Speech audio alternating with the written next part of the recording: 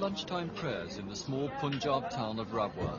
To the world, these men seem to be preparing to pray as countless Muslims have for centuries.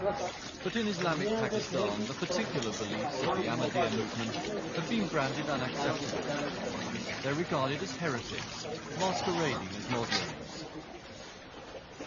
The problems stem from this man, Mirza Ghulam Ahmed, who founded the Ahmadiyya movement towards the end of the last century. His claim to bring new prophecy offends mainstream Muslims who hold that the Messiah promised by Muhammad is yet to come. The 10 million followers of the movement worldwide believe they've brought a renaissance to Islam, making it what they describe as pristine and pure. But in Pakistan, a country created for Islamic beliefs, defending the ideological borders of the faith has assumed great importance. The 4 million Ahmadis who live here are seen as infidels. According to retired justice and former head of the Islamic Ideology Council, they must be cast from the Islamic fold. It is something extremely painful, I should say, not only for me, but for any reasonable person, to call a person who claims to be a Muslim and asserts to be a Muslim and to hold him a non-believer as someone outside the pale of Islam. It is something most painful and regrettable. And I have come to the definite and firm conclusion that they were outside the pale of Islam, and there is absolutely no doubt about it. In the town of Rabwah, virtually all of whose residents are Ahmadis, there was great concern 2 years ago to learn that the martial law regime of President Zia-ul-Haq was to legislate to prohibit them, what the government called anti-Islamic activities. No longer were the townspeople of Rabwah and fellow believers elsewhere able to call themselves Muslim. They couldn't summon the faithful to prayer in the Muslim fashion or name their places of worship mosques. Ahmadis allege that some of their buildings have been defaced, inscriptions from the Quran obliterated with paint. 26 Ahmadis were arrested last month for wearing badges proclaiming their belief in the central tenets of Islam. In suburban South London, the present spiritual leader of the movement has found a heavily guarded place of exile. He fled Pakistan 2 years ago because of what he regards as the religious persecution of his followers. Hundreds of Ahmadis have been punished, persecuted, prosecuted, dragged in the streets by the police, beaten up, just for the crime that they declared this kalima, that's fundamental article of Muslim faith, because they believed there is no God but one. They believed in the truth of the Holy Prophet of Islam. And this is a crime, prime crime in Pakistan, a crime for which they will not accept bail. I'm very sorry if there have been some individual cases of some persecution. It would be something which is wholly indefensible, and any reasonable person would, instead of, say, condoning it, would rather condemn it, I being one of them. I wouldn't mind telling you that some of my very near relations, they belong to the Ahmadiyya sect. And I have every reason to believe that no case of persecution has been brought to my notice of this kind. The Munir family believes one of its members has been persecuted for his religious beliefs. They discuss with their lawyer the death sentence passed on 32-year-old Ilyas Munir for the killing of 2 men when his place of worship was attacked. He maintains from behind bars that he's wrongly convicted, especially since the mosque caretaker has admitted firing in self-defense.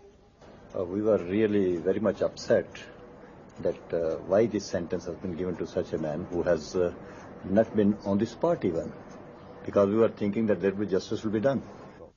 Amnesty International has drawn attention to the 4 Ahmadis now facing hanging in Pakistan, especially in view of doubts about the legal procedures of the Munir case. Well, apart from our unconditional opposition to the death sentences, there is serious concern that there may be a possible miscarriage of justice because of the serious allegations that have been made about the partiality of the investigating authorities.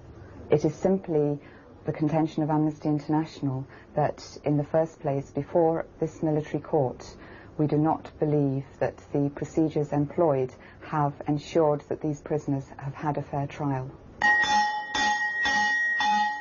In Rabwah, the Ahmadiyas have a college for missionaries. students from all over the world. Taught in Urdu and Arabic, these young men have dedicated their lives to spreading their beliefs. And it's this concern with converting other Muslims to the movement that may have contributed to the hostility of mainstream Muslims. Students like Tahir Selby from Wembley remain convinced of the rightness of their beliefs. We like to think of what God thinks rather than what man thinks. And in our opinion, this is what God wants, how Islam should be practiced. The Ahmadiyyas are a successful community, prominent in commerce, education and public service. Local merchants display the photograph of their founder with pride. The community insists on rigid purdah for its womenfolk, but maintains high standards of education, able to claim more than 3 times the average rate of literacy for Pakistan. Such achievements have done little to endear them to mainstream Muslims. Some maintain that the problems of the Ahmadiyyas are basically political, that President Zia-ul-Haq's government has sought popularity through religious orthodoxy. General Zia-ul-Haq's regime has no raison d'être, no reason for being here, absolutely no justification. So they have to seek reason for their existence. Why? So they took upon themselves to champion the cause of Islam. And because they could not champion the cause of Islam in any positive manner, because it's very difficult to champion the cause of any religion in positive values, so they took the downhill course of following the negative values of persecution in the name of religion. Attacks on the Ahmadiyya community in Pakistan can be seen as a way of unifying all Muslims behind the authorities. In difficult political times, and with increased sectarianism among the followers of Islam, the Ahmadiyya community provides a convenient target for attack.